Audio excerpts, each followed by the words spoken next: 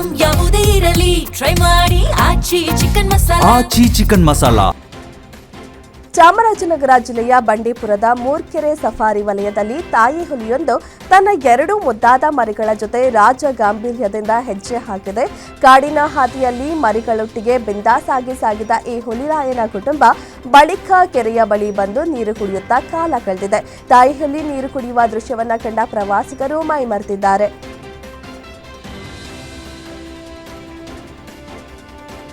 ಚಲಿಸುತ್ತಿದ್ದ train ಹತ್ತಲು ಹೋಗಿ ವ್ಯಕ್ತಿಯೋರ್ವ ಕಾಲು ಜಾರಿ ಬಿದ್ದು ಅಪ್ಪಚ್ಚಿಯಾಗಿದ್ದಾನೆ. ಮಧ್ಯಪ್ರದೇಶದ ಭೂಪಾಲ್ ರೈಲ್ವೆ ನಿಲ್ದಾಣದಿಂದ ಬಹುತೇಕರು ಕೊಲ್ಲಿಯಲ್ಲಿ ನೆಲೆಸಿದ್ದಾರೆ. ಸಾಮಾನ್ಯವಾಗಿ 8,000ದಿಂದ 13,000 ರೂಪಾಯಿ ಇದ್ದ ಕೇರಳಕ್ಕೆ ಬರುವ ವಿಮಾನದ ದರ ಈಗ 4 ಪಟ್ಟು ಹೆಚ್ಚಾಗಿ 60,000 ರೂಪಾಯಿಗೂ ಅಧಿಕವಾಗಿದೆ. ಜೊತೆಗೆ ಈಗ ಊರಿಗೆ ಮರಳಿದರೆ ಕೆಲಸ ಕಳೆದುಕೊಳ್ಳುವ ಆತಂಕವೂ ಇದೆ. ಹೀಗಾಗಿ ಕೇರಳದಲ್ಲಿ ಸಾಮಾನ್ಯವಾಗಿ 60%ರಷ್ಟಾಗ್ತಿದ್ದ ವಲಸಿಗರ ಮತದಾನ ಈ ಬಾರಿ 10%ಕ್ಕೆ ಕುಸಿಯುವ ಸಾಧ್ಯತೆ ಇದೆ.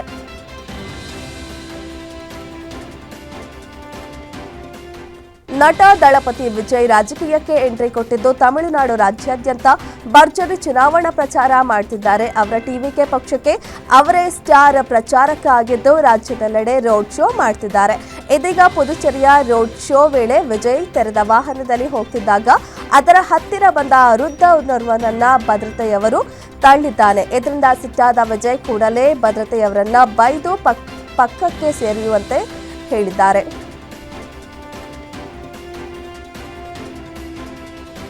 ಕಳೆದ ತಿಂಗಳು ಕರ್ನಾಟಕದಲ್ಲಿ ಸುರಿದ ಆಲಿಕಲ್ಲು ಮಳೆ ಹಿಮಪಾತದ ಕಾಶ್ಮೀರ ನೆನಪಿಸಿದಂತೆಯೇ ಇದೀಗ ಮರುಭೂಮಿ ನಾಡು ರಾಜಸ್ಥಾನದಲ್ಲೂ ಕಾಶ್ಮೀರದ ಹಿಮಪಾತವನ್ನ ನೆನಪಿಸುವಂತಹ ವಾತಾವರಣವನ್ನ ಸೃಷ್ಟಿಸಿದೆ. ಥಾರ್ ಮರುಭೂಮಿ ಪ್ರದೇಶವಾದ ಬಿಕಾನೇರ್ ಜಿಲ್ಲೆಯ ಅರ್ಜುನ್ಸರ್ನಲ್ಲಿ ಭಾರೀ ಆಲಿಕಲ್ಲು ಮಳೆ ಸುರಿದಿದ್ದು ನೆಲ ಹಾಗೂ ಕೃಷಿ ಹೊಲಗಳು ಹಿಮದಿಂದ ಆವೃತವಾದಂತೆ ಕಾಣ್ತಿದೆ.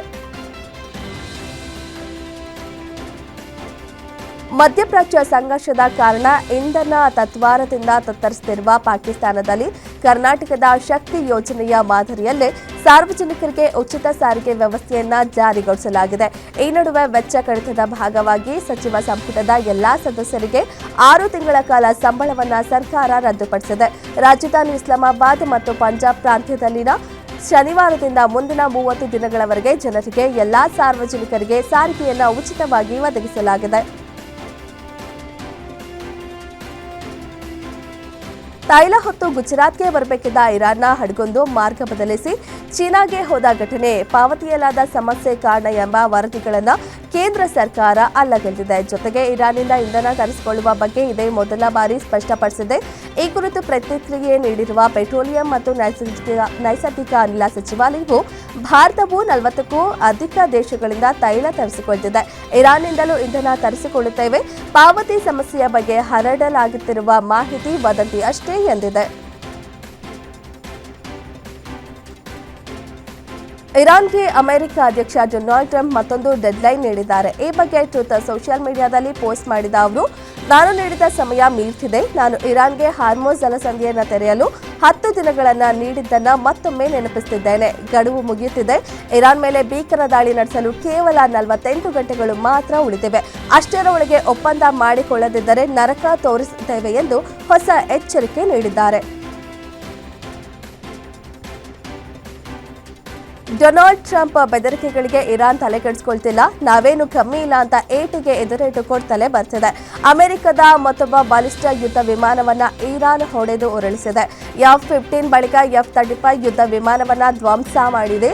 ಯುದ್ಧ ವಿಮಾನದ ಒಬ್ಬ ಪೈಲಟ್ ನೈಋತ್ಯ ಇರಾನ್ನಲ್ಲಿ ಪ್ಯಾರಾಚೂಟ್ ಮೂಲಕ ಹೊರಬಿದ್ದಿದ್ದಾನೆ. ಅದರಿಂದ ಪೈಲಟ್ ಸೆರೆ ಹಿಡಿದವರಿಗೆ ಇರಾನ್ 55 ಲಕ್ಷ ಬಹುಮಾನ ಘೋಷಣೆ ಮಾಡಿದೆ. ಇರಾನ್ನ ಬುಶೇಹರ್ ಪರಮಾಣು ಸ್ಥಾವರದ ಮೇಲೆ ಅಮೆರಿಕ ಇಸ್ರೇಲ್ ಭೀಕರ ದಾಳಿ ಮಾಡಿದೆ. ಸೇತುವೆಗಳು ಮತ್ತು ವಿದ್ಯುತ್ ಸ್ಥಾವರಗಳು ಸೇರಿದಂತೆ ಅದರ ಮೂಲ ಸೌಕರ್ಯಗಳ ಮೇಲೆ ದಾಳಿ ನಡೆಸುತ್ತೇವೆ ಅಂತ ಟ್ರಂಪ್ ಎಚ್ಚರಿಕೆ ನೀಡಿದ್ರು. ಇದರ ನಡುವೆ ದಕ್ಷಿಣ ಇರಾನ್ನ ಬುಶೇಹರ್ ಪರಮಾಣು ವಿದ್ಯುತ್ ಸ್ಥಾವರದ ಬಳಿ ದಾಳಿ ನಡೆಸಿದ್ದು ಓರ್ವ ಬಲಿಯಾಗಿದ್ದಾನೆ.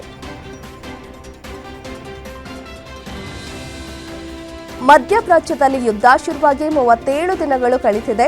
ಇರಾನ್ ವಿರುದ್ಧ ಇಸ್ರೇಲ್ ಮತ್ತು ಅಮೆರಿಕ ದಾಳಿ ಮಾಡುತ್ತಿದ್ದು ಪಶ್ಚಿಮ ಏಷ್ಯಾದಲ್ಲಿ ಅಲ್ಲೋಲ ಕಲ್ಲೋಲವೇ ಸೃಷ್ಟಿಯಾಗಿದೆ. ನಾವು ಯಾವುದಕ್ಕೂ ಕಮ್ಮಿ ಇಲ್ಲ ಅಂತ ಇರಾನ್, ಇಸ್ರೇಲ್ ಮತ್ತು ಅಮೆರಿಕಕ್ಕೆ ಶಾಕ್ ಮೇಲೆ ಶಾಕ್ ನೀಡುತ್ತಿದೆ. ಉಭಯ ರಾಷ್ಟ್ರಗಳ ಮಿಸೈಲ್ಗಳ ಆರ್ಭಟಕ್ಕೆ ಸಾವು ನೋವು ಮುಂದುವರೆದಿದೆ. ಯುದ್ಧ ತಾರಕಕ್ಕೇರಿದ್ದು ಗಲ್ಫ್ ರಾಷ್ಟ್ರಗಳಲ್ಲಿ ಪ್ರತಿ ಕ್ಷಣವೂ ಆತಂಕದಲ್ಲೇ ಜನ ಬದುಕುವಂತಾಗಿದೆ. ಗ್ಯಾಸ್ ಟ್ರಬಲ್ನಿಂದ ಪರದಾಡ್ತಿರೋ ಭಾರತಕ್ಕೆ ಗುಡ್ ನ್ಯೂಸ್ ಸಿಕ್ಕಿದೆ. ಹಾರ್ಮೋಸ್ ಜಲಸಂಧಿಯಿಂದ ಭಾರತದ ಗ್ರೀನ್ ಸಾನ್ವಿ ಎಂಬ ಬೃಹತ್ ಗ್ಯಾಸ್ ಟ್ಯಾಂಕರ್ ಹೊರಟಿದ್ದು ಶೀಘ್ರದಲ್ಲೇ ಗ್ಯಾಸ್ ಅಭಾವ ನೀಗುವ ಸಾಧ್ಯತೆ ಇದೆ. ಈ ಹಡಗು ಬರೋಬ್ಬರಿ 46,000 ಮೆಟ್ರಿಕ್ ಟನ್ ಎಲ್ಪಿಜಿ ಗ್ಯಾಸ್ ಹೊತ್ತು ತರುತ್ತಿದೆ. ಹಡಗುಗಳ ಸಂಚಾರದ ಮಾಹಿತಿಯಂತೆ ಏಪ್ರಿಲ್ 6ರಂದು ಈ ಟ್ಯಾಂಕರ್ ಮುಂಬೈ ಬಂದರನ್ನ ತಲುಪುವ ನಿರೀಕ್ಷೆ ಇದೆ.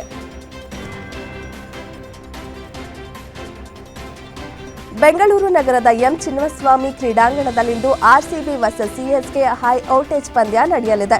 ಐಪಿಎಲ್ ಕ್ರಿಕೆಟ್ ಪಂದ್ಯಕ್ಕೆ ಸಂಬಂಧಿಸಿ ಪೊಲೀಸ್ ಆಯುಕ್ತ ಹೇಮಂತ್ ಕುಮಾರ್ ಸಿಂಗ್ ಅಭಿಮಾನಿಗಳಿಗೆ ಮಹತ್ವದ ಸೂಚನೆ ನೀಡಿದ್ದಾರೆ. ಐಪಿಎಲ್ ಟಿಕೆಟ್ ಇಲ್ಲದವರು ಕ್ರೀಡಾಂಗಣದ ಬಳಿಗೆ ಬರುವುದು ಬೇಡ. ಒಂದೊಮ್ಮೆ ಅದಾಗಿಯೂ ಬಂದಲ್ಲಿ ಅಂಥವರ ವಿರುದ್ಧ ಕ್ರಮ ತೆಗೆದುಕೊಳ್ಳುತ್ತೇವೆ ಎಂಬ ಖಡಕ್ ಎಚ್ಚರಿಕೆಯನ್ನ ರವಾನಿಸಿದ್ದಾರೆ. ಇಂದಿನ ಮ್ಯಾಚ್ ವೇಳೆಯೂ ಯಾವುದೇ ಅಹಿತಕರ ಘಟನೆ ನಡೆಯದಂತೆ ಮುನ್ನೆಚ್ಚರಿಕೆ ಕ್ರಮಗಳನ್ನು ಕೈಗೊಂಡಿರುವುದಾಗಿ ಹೇಳಿದ್ದಾರೆ.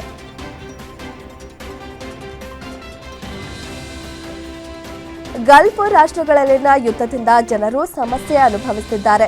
ಇತ್ತ ಗ್ಯಾಸ್ಗಾಗಿ ಬಂಕ್ಗಳ ಮುಂದೆ ಆಟೋ ಚಾಲಕರು ಕ್ಯೂ ನಿಂತಿದ್ದಾರೆ.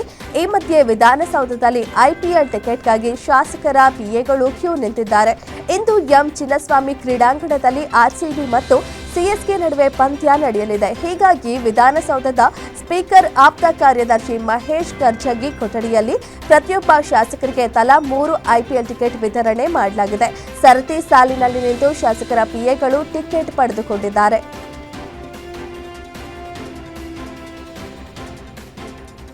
ಇನ್ನು ಶಾಸಕರ ಈ ನಡೆಯ ಬಗ್ಗೆ ಮಾಜಿ ಸಿಎಂ ಸದಾನಂದಗೌಡ ತೀವ್ರ ಆಕ್ರೋಶ ವ್ಯಕ್ತಪಡಿಸಿದ್ದಾರೆ.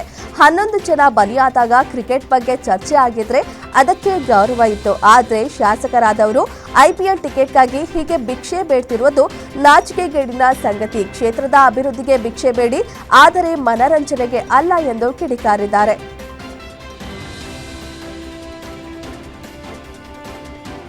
ಆರ್ಸಿಬಿ ವರ್ಸಸ್ ಸಿಎಸ್ಕೆ ಐಪಿಎಲ್ ಪಂದ್ಯದ ಹಿನ್ನೆಲೆಯಲ್ಲಿ ಚಿನ್ನಸ್ವಾಮಿ ಸ್ಟೇಡಿಯಂನಿಂದ ವಿವಿಧ ಮಾರ್ಗಗಳಲ್ಲಿ ಬಿಎಂಟಿಸಿ ವಿಶೇಷ ಬಸ್ಗಳು ಸಂಚಾರ ನಡೆಸಲಿವೆ.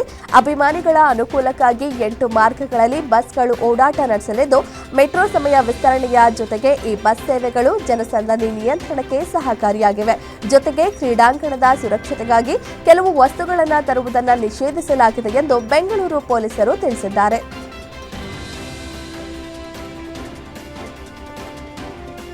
ಇಂದು ನಡೆಯಲಿರುವ ಐಪಿಎಲ್ ಪಂದ್ಯದ ಪ್ರಯುಕ್ತ ನಮ್ಮ ಮೆಟ್ರೋ ರೈಲುಗಳ ಸಂಚಾರ ಸಮಯ ವಿಸ್ತರಣೆ ಮಾಡಲಾಗಿದೆ. ಈ ಬಗ್ಗೆ ಈಗಾಗಲೇ ಬಿಎಂಆರ್ಸಿಎಲ್ ಪ್ರಕಟಣೆ ಮೂಲಕ ತಿಳಿಸಿದೆ.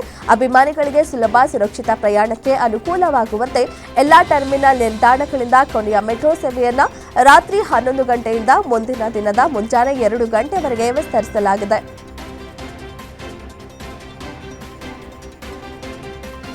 ಬೆಂಗಳೂರಿನ ಚಿನ್ನಸ್ವಾಮಿ ಕ್ರೀಡಾಂಗಣದಲ್ಲಿ ನಡೆಯಲಿರುವ RCB versus CSK high voltage ಪಂದ್ಯಕ್ಕೆ ಭದ್ರತೆ ಹಾಗೂ ಟಿಕೆಟ್ ವ್ಯವಸ್ಥೆ ಬಗ್ಗೆ ಪೊಲೀಸರು ಕೆಎಸ್ಸಿಎ ಜೊತೆ ಚರ್ಚೆ ನಡೆಸಿದ್ದಾರೆ. ಕಳೆದ ಬಾರಿ ನಕಲಿ ಟಿಕೆಟ್ ಪ್ರಕರಣ ನಡೆದಿದ್ದ ಹಿನ್ನೆಲೆ ಈ ಬಾರಿ ನಕಲಿ ಟಿಕೆಟ್ಗಳನ್ನು ತಡೆಯಲು ಹೆಚ್ಚಿನ ಭದ್ರತೆ ಮತ್ತು ಆನ್ಲೈನ್ ವ್ಯವಸ್ಥೆ ಬಗ್ಗೆ ಕೆಎಸ್ಸಿಎ ಜೊತೆ ಚರ್ಚಿಸಲಾಗಿದೆ.